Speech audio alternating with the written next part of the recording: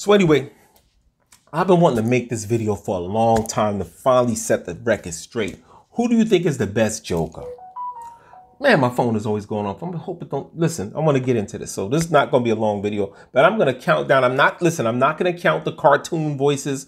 I don't care about those actors at all. We can't see them, so it's kind of hard to measure them unless you keep them in a category by themselves or you do a video strictly about the animated Joker voiceover actors. But as far as on the screen actors, I'm gonna go through the list and I'm gonna give you a little about their Batman, the year, and then I'm gonna rank them. So you had Cesar Romero, who was the very first Joker that I know, and he was from the 1966 Batman film opposite Adam West. Then you had Jack Nicholson from the 1989 Batman film opposite Michael Keaton, who played Batman.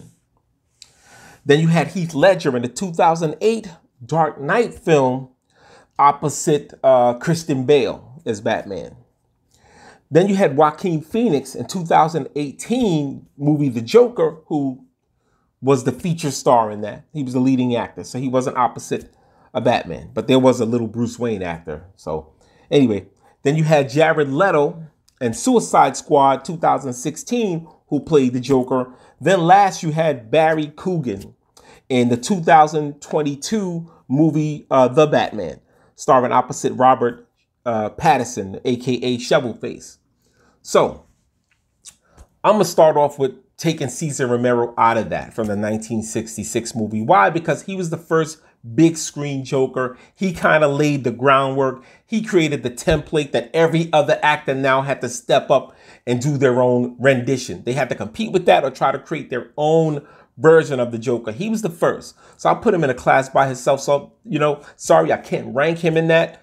I can't rank him at all in that. So we'll set him aside. So now I'm going to go through my list from 5 to 1. So number 5, Barry Keegan Coogan. I wish I knew how to say his name, but he was in the 2022 The Batman opposite Shovelface, Mr. Pattinson. I did not like even though his Joker had a small part in that, I did not like his Joker at all. He had no charm.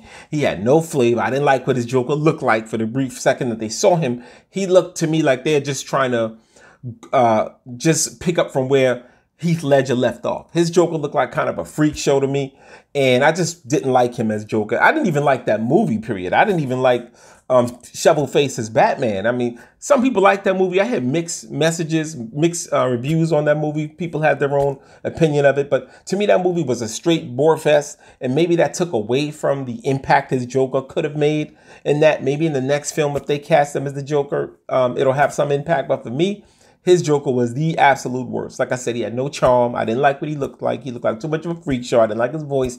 I don't like anything about him. So I'm sorry if you're watching this, but I doubt. But anyway, it is what it is. Number 4. I know you guys are going to hate me for this, but Heath Ledger to me ranks number 4 from 2008's The Dark Knight. Yes, Heath Ledger did a fantastic job.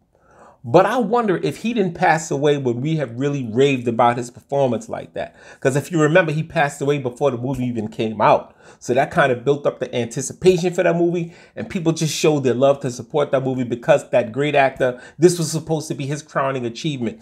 This was supposed to be the movie to say, here I am, both feet in the door. I'm Heath Ledger. This is who I am. I can roll with the best of them as far as acting goes. So that movie, I think all of that added to the impact of that movie and the success of that movie. But in hindsight, looking back at his Joker, he was good. I'm not knocking nothing, taking nothing from him. But yes, in the comic book alternate universe or comic book universe outside of reality, great performance. But to me, when I try to mix reality with it, can I see somebody like that in real life? No, I cannot. And if there was someone like that in real life, they would not be that influential. They'd be institutionalized or completely isolated. Because to me, the way he looked and sounded, he would not have had the charm and the social appeal to, or the social skills to have ran the criminal outfit that he ran. So that's, to me, like when I mix reality with it, that's where I kind of deduct points from his Batman. But nonetheless, he did a remarkable performance. I'm not knocking him. He did a great performance. Number three to me, and some of you may get mad again, Jack Nicholson. Jack Nicholson's 1989 Batman. Look, after Cesar Romero, Jack Nicholson then revived that role, and he created the template or the blueprint of which Heath Ledger had to compete against. So that I know was tough. But Jack Nicholson, why I say I ranked him 3 is he only had Cesar Romero to compete with. So he kind of had the freedom to reinvent the Joker in his imagination.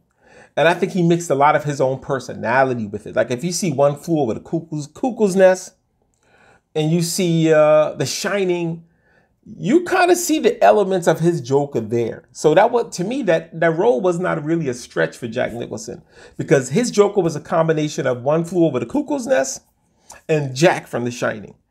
So it looks like he merged those two characters to come up with his Joker.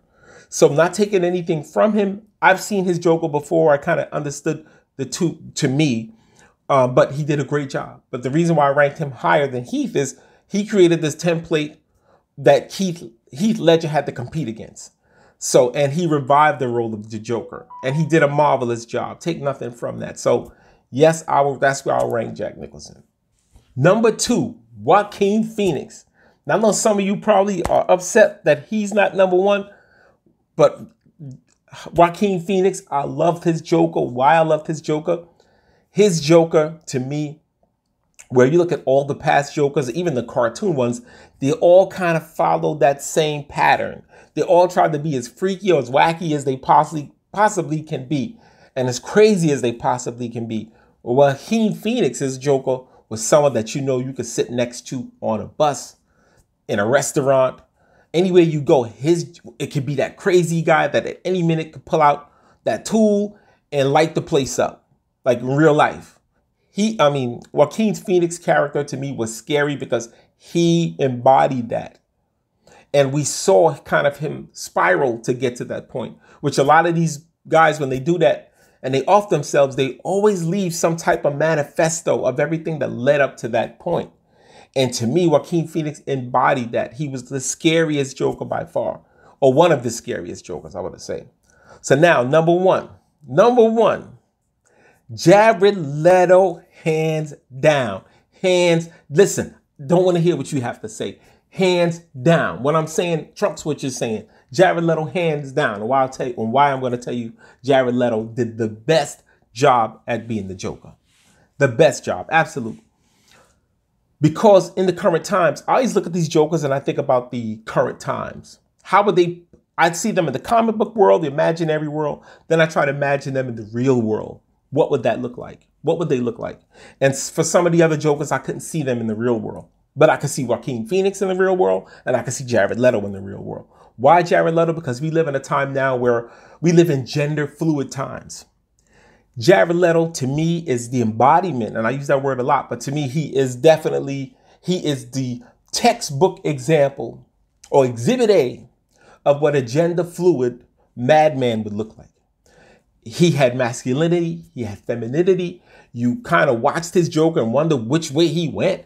He clearly could have identified as male. He could have identified as female. He could have identified as they, whatever. He encompassed that. He left you confused when you watched the screen. In his brief role, he was crazy. He seemed like he had very little morals, but all the while, he didn't seem crazy. He looked very aware of his behavior. He seemed like someone that was a very deep planner with anything that he was going to execute. He seemed like he planned it in advance. Nothing seemed random about his Joker. And he was only in the movie for a short while, which to me made him more scary. Because, I used to go to clubs. You're in crowded places. I go to concerts. I've seen people like that in real life that you look at and they catch your eye because they look so striking. They look so weird. They look like male, female, whatever. Non-binary, you look and you're like staring at him like, what is that? And he captured that. To me, he is the definitive Joker of the times that we currently live in. Now, if trends change, maybe my ranking will change. But Jared Leto captured that hands down. He is the Joker of the time. So anyway, please like, share, subscribe, and comment. I hope you love this video. Please follow me on Instagram, Facebook, TikTok, whatever else is out there, Twitter. Anyway, that's it. Signing off.